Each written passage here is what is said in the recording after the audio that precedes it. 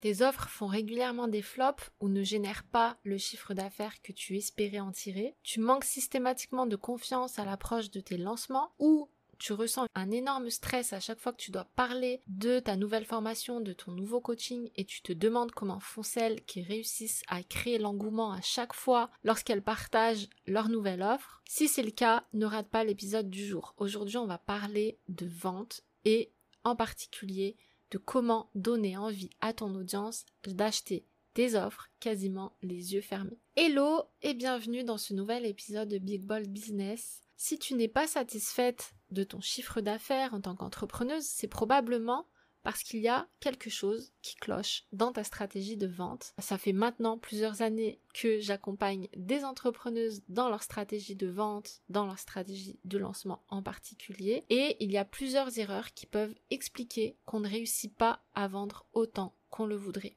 Aujourd'hui, j'ai justement envie d'aborder ce sujet pour toutes celles qui n'ont pas les résultats qu'elles souhaitent obtenir.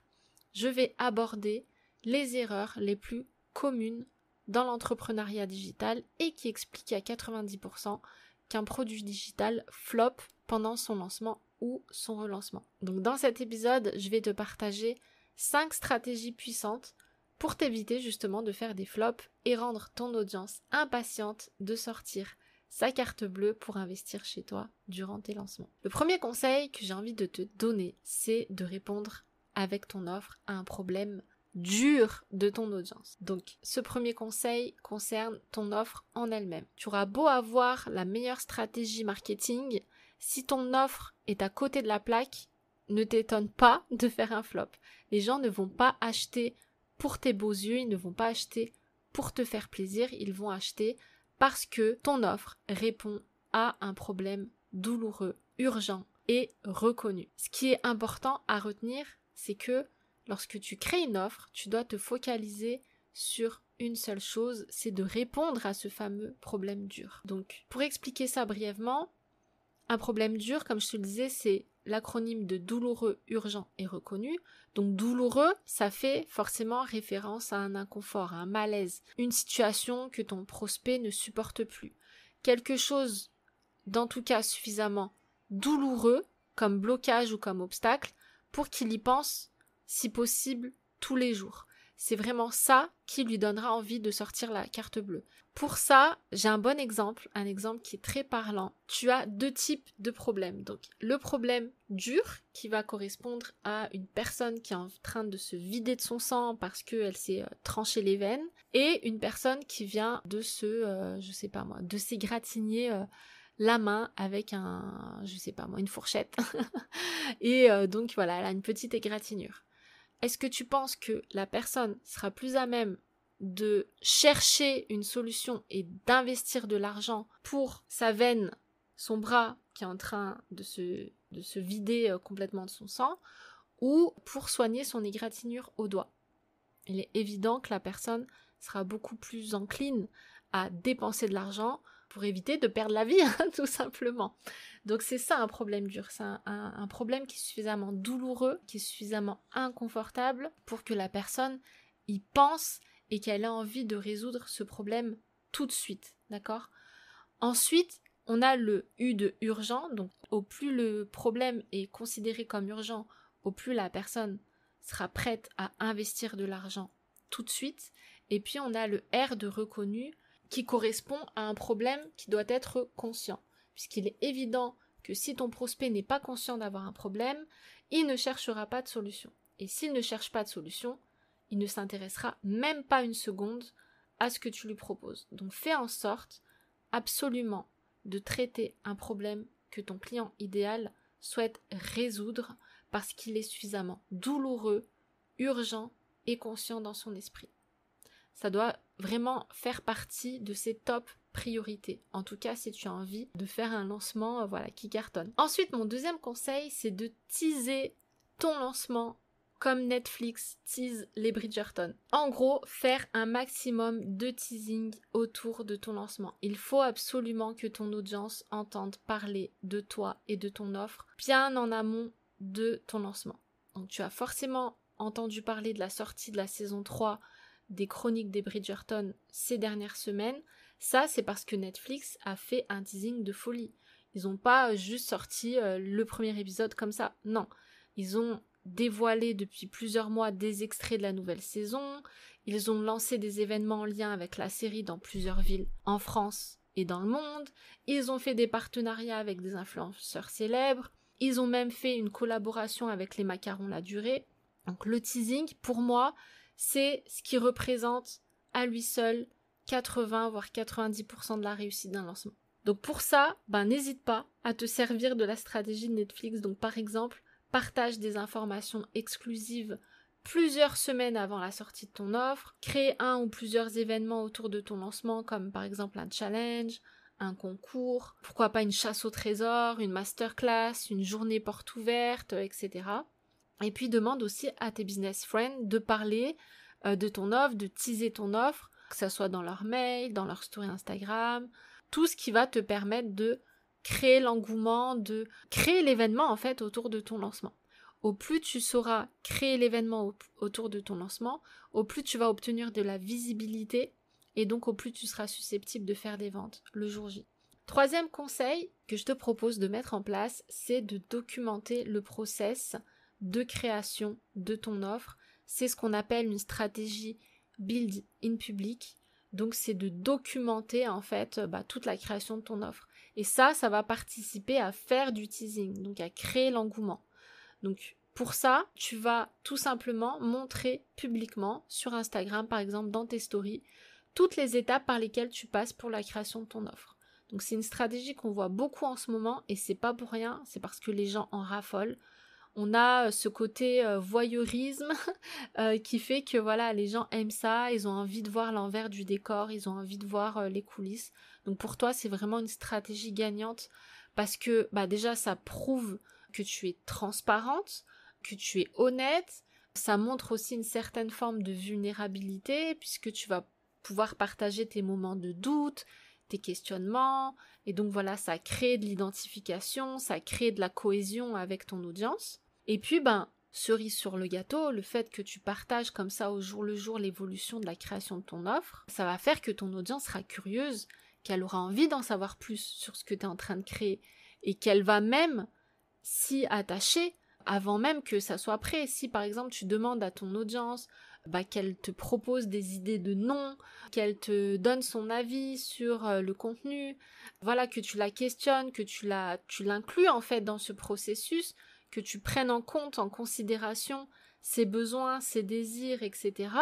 Forcément, ton audience va s'attacher à ton offre, et si elle s'attache à ton offre, le jour où tu vas la lancer, voilà, elle aura envie de s'y intéresser, elle aura envie d'aller cliquer sur ta page de vente, elle aura probablement même peut-être envie d'acheter.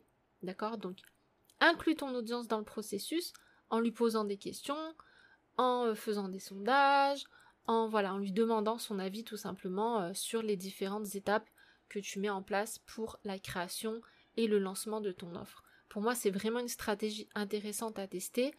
Pas forcément le faire à chacune de tes offres, mais de temps en temps, lorsque tu veux créer une grosse offre, pourquoi pas une offre signature, d'inclure justement ton audience dans ce processus de création. Quatrième conseil, pour créer l'engouement autour de ton lancement, c'est d'offrir des avantages comme des bons de réduction, des privilèges que seulement certaines personnes pourront obtenir. Voilà, c'est vraiment d'offrir des avantages irrésistibles à tes prospects, mais aussi pourquoi pas à tes anciens clients, récompenser tes clients fidèles. Pourquoi ? Tout simplement parce que ça va créer un sentiment d'exclusivité. Ton audience et tes clients fidèles se sentiront privilégiés par rapport aux autres et tout le monde aime se sentir privilégié. Ces privilèges vont leur procurer des émotions positives à l'approche de ton lancement et c'est ce qui va finalement leur donner encore plus envie de s'y intéresser. Donc concrètement, tu peux par exemple créer une liste d'attente, proposer un code promo réservé uniquement à cette liste d'attente, donc ça c'est quelque chose que je fais régulièrement. Tu peux également proposer des réductions, des bonus exclusifs à tes anciens clients et ça je le recommande vraiment parce que c'est beaucoup plus facile de vendre à ses anciens clients qu'à des prospects qui n'ont encore jamais acheté. En faisant ça, tu vas non seulement récompenser leur fidélité, et ça, on adore, mais en plus, voilà, tu vas t'assurer de faire des potentielles ventes très facilement, simplement en proposant ces avantages à tes clients fidèles. Et enfin, mon dernier conseil, c'est de toujours instaurer dans ta stratégie une notion d'urgence. Donc t'es pas obligé de faire ça en mode hyper pushy où tu vas mettre la pression à fond sur ton audience et les harceler avec 5 mails par jour, d'accord ? Mais il y a énormément de manières de rajouter un sentiment d'urgence dans la manière dont tu vends, et ça va vraiment faire basculer la décision d'achat. En fait, ça va tout simplement éviter à ton audience de procrastiner, de se dire ok, je verrai lundi prochain, je verrai le mois prochain. Non, si tu n'ajoutes pas un sentiment d'urgence, les gens ne vont tout simplement pas cliquer sur ta page de vente, ils vont pas s'intéresser à ce que tu proposes. Et le fait que tu rajoutes quelque chose qui, où les gens sont obligés d'aller voir si ça les intéresse ou pas, ça va te permettre de faire de potentielles ventes, tout simplement parce que les gens vont comprendre que s'ils ne passent pas à l'action, peut-être qu'ils vont rater une opportunité qui ne se représentera plus. Donc tu peux par exemple prévoir un code promo limité dans le temps, tu peux faire un prix de lancement qui augmente après quelques jours, tu peux également mettre en place un nombre de places disponibles limitées ou de produits limités à condition que ça soit cohérent, pertinent avec ce que tu proposes. Donc ça, c'est quelque chose dont tu peux parler si par exemple tu proposes une offre de coaching en one-on-one, une offre de coaching de groupe. Donc là, c'est tout à fait pertinent de limiter le nombre de places. Si tu as des produits limités en termes de stock, pareil, c'est quelque chose que tu peux mettre en avant dans ta communication. Et puis, tu peux également jouer sur l'ouverture, la fermeture des portes pendant plusieurs mois. Ça, c'est quelque chose que je fais aussi régulièrement. Rares sont les offres que je laisse en evergreen. Pourquoi ?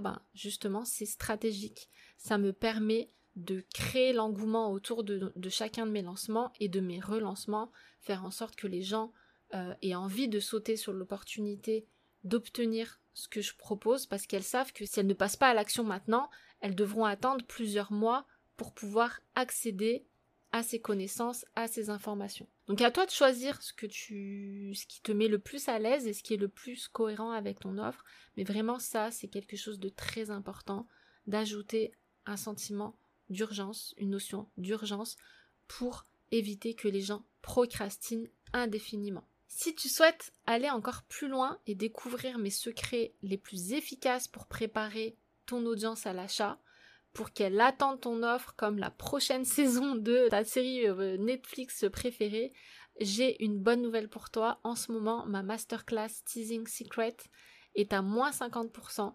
Donc c'est vraiment quelque chose que je ne propose pas souvent. C'est vraiment le genre de promotion, je pense, qui peut t'intéresser. Donc, si tu veux maîtriser l'art du teasing pour créer l'engouement à chaque fois que tu lances une nouvelle offre, je te propose d'accéder à cette masterclass pour seulement 55 € au lieu de 110 € avec le code TEASING50, tout attaché en majuscule. Donc, je te mettrai le lien dans la description de cet épisode. Je profite de ces dernières minutes pour t'annoncer que Big Bold Business sera en pause estivale jusqu'au mois d'août. D'ici là, n'hésite pas à aller écouter les épisodes que tu as ratés et à me soutenir en laissant un commentaire sur Apple Podcast.